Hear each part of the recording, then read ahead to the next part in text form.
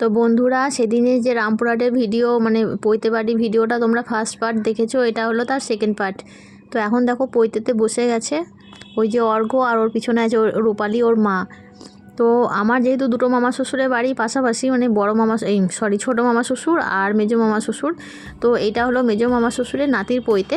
আর আমরা এখন পৈতেটা যেহেতু এখন কমপ্লিট হয়নি, ভিকে দেওয়ার টাইম হয়নি, দেরি ছিল বলে মাকে বললাম চলো ছোটো মামার বাড়িটা ঘুরে আসি।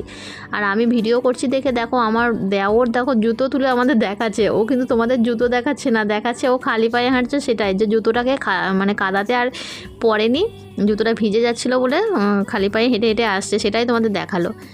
এই দেখো বারবার আমরা ওই নিয়ে খুব হাসাহাসি করছিলাম, মাকে ধরে ধরে নিয়ে আসছে। আর সেদিন যা প্রচুর পরিমাণে বৃষ্টি হয়েছিল না, প্রচুর কাদা হয়ে গেছিলো, পুরো দিন একদম বৃষ্টি। আর তারপরে ওদের বাড়ি থেকে গল্প টল্প করে ফিরে এলাম, তখন দেখছি পৈতে কমপ্লিট হয়ে গেছে। তো এই অবস্থায় আমি মাকে থালার মধ্যে সব ফল মিষ্টি সব কিছু দিয়ে একদম সাজিয়ে দিলাম। তো বললাম তুমি ভিকে দেওয়ার এই যে লাইন আছে এখানে দাঁড়াও, আর আমরা এই সময় খাওয়া দাওয়াটা করে আসি। মা যেহেতু লজের মধ্যে খাবে না, আর আমরা যেহেতু লজে খাবো, তাই মাকে বললাম তো তুমি এখানে ভিকে দিয়ে খাওয়া দাওয়াটা করে নিও, আর আমরা ওখান থেকে খাওয়া দাওয়া করে আসি। তো বলে মাকে দাঁড় করিয়ে দিয়ে আমরা চলে গেলাম খাওয়া দাওয়ার উদ্দেশ্যে। আর যাওয়ার পথে রাস্তায় মানে লজ পর্যন্ত যাওয়ার পথে আমরা ভীষণ আনন্দ করেছি। তো চলো তারই এক ঝলক তোমাদের সাথে আমি শেয়ার করছি। আর এই দেখো এই অবস্থা, আমার মেয়ে আমাকে একটু ভিডিও করে দিচ্ছিল। আমি বললাম যে পুরো ভিডিওতে আমিই তো মিসিং, তো সেজন্যে আমাকে একটু ভিডিও করে দিচ্ছিল। আর তারপরে দেখো এই যে বললাম না খুব আনন্দ করছিলাম, তো আমরা কোনো একটা বিষয় নিয়ে খুবই হাসাহাসি করতে করতে পুরো রাস্তাটা যাচ্ছিলাম। তো সেটাই তোমাদের সাথে শেয়ার করলাম। দেখো আমি হাসছি, আমার মেয়ে বড় মেয়ে হাসছে, এদিকে আমার ছোটো মেয়ে আছে, সেও দেখো হাসাহাসি করছে। তো কিছু একটা বিষয় নিয়ে হয়তো আমরা খুব হাসাহাসি করছিলাম, সেটা আর তোমাদের সাথে আমি হয়তো ভুলে গেছি বলে শেয়ার করতে পারলাম না। আর আমরা না হেঁটে হেঁটে খুঁজেই পাচ্ছিলাম না যে কোথায় অনুষ্ঠান বাড়িটা, অনেক খুঁজে পেতে তারপরে খুঁজে পেলাম। যদিও আগে এসেছি কিন্তু তবুও ভুলে গেছিলাম। তো আমার যারা রামপুরহাটে বন্ধু আছো তারা হয়তো জানবে, রামপুরহাটে যেটা হলি হোম বলে যে অনুষ্ঠান বাড়িটা, তো সেখানেই হয়েছিল পৈতেটা, খাওয়া দাওয়াটা আর কি। তো এসে দেখো মন প্রাণ ভরে কোল্ড ড্রিঙ্কস খেতে আরম্ভ করে দিয়েছি সবাই মিলে। আমরা কোল্ড ড্রিঙ্কস খাচ্ছি আর বিভোর মায়ের কোলে বসে বসে তাকিয়ে তাকিয়ে দেখছে। ও এখনও কোল্ড ড্রিঙ্কসের স্বাদটা কী বোঝেনি আর কি। তো দেখো আমরা খাচ্ছি, এখানেও দেখো আমরা হাসাহাসি করছিলাম খেতে খেতেও। আর ওখানে বসার জন্য সবার বসার জন্য জায়গা করা আছে, তো আমরা ওখানেই বসেছিলাম। যেহেতু খাওয়া দাওয়ার ওখানে একটু লেট ছিল বলে এখানে দাঁড়িয়ে দাঁড়িয়ে দেখো বাইরের দৃশ্যটা তোমাদের সাথে শেয়ার করে দিলাম। এখানে দেখো এই অনুষ্ঠান বাড়িতে অনেক রকমের গাছ মানে লাগানো রয়েছে আর কি। আর সব মানে বৃষ্টিতে যেন সেদিন একদম পুরো একদম সব স্যাঁতসেঁতে অবস্থা। আর এখন দেখো খাবার টেবিলে চলে এসেছি, খেতে বসে গেছি।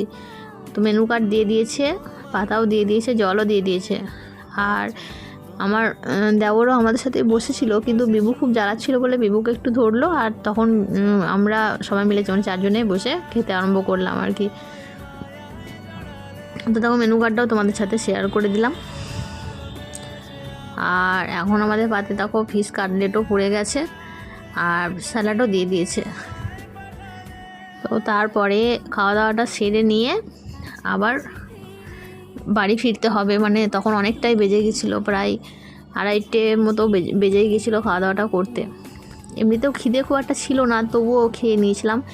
আর কি বলো তো, রান্না বান্না মেনু মানে খুব সুন্দর হয়েছিল, কি বলবো, মানে খুবই সুন্দর হয়েছিল আর কি রান্না বান্নাগুলো। তো এই দেখো ফ্রাইড রাইস, চিলি মানে কি বলে চানা মটর সমস্ত কিছু দিয়ে দিয়েছে। আর এখন দেখো বাইরে এসে আইসক্রিম খেয়ে নিচ্ছি। তো আইসক্রিম খেতে গিয়েও আমরা অনেক রকমের ন্যাকামোপনা করেছিলাম, তো সবটা হয়তো তোমাদের সাথে শেয়ার করা হয়নি, কিন্তু প্রচুর আনন্দ করেছি, প্রচুর প্রচুর। তো এখন পর্যন্ত যারা ভিডিওটা আমার দেখছো, তো তাদেরকে জানাই অসংখ্য ধন্যবাদ।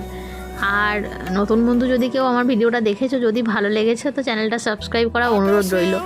পাশে থাকা বেল নোটিফিকেশানটা অবশ্যই অল করবে, যাতে আমার ভিডিও নোটিফিকেশান সবার ফার্স্ট তোমাদের কাছে পৌঁছে যায়।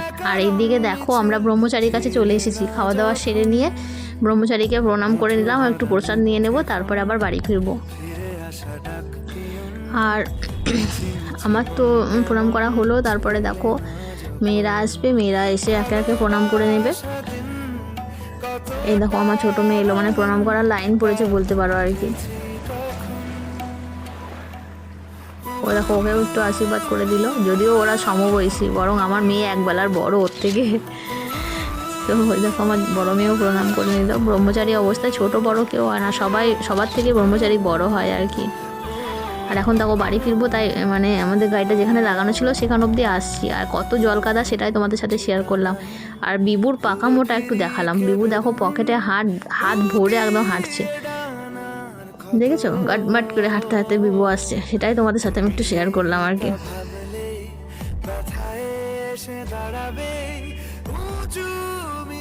তো এরপরে আর কিছু দেখাবার মতো নেই, তো চলো রাস্তার একটু ভিউ তোমাদের সাথে শেয়ার করি।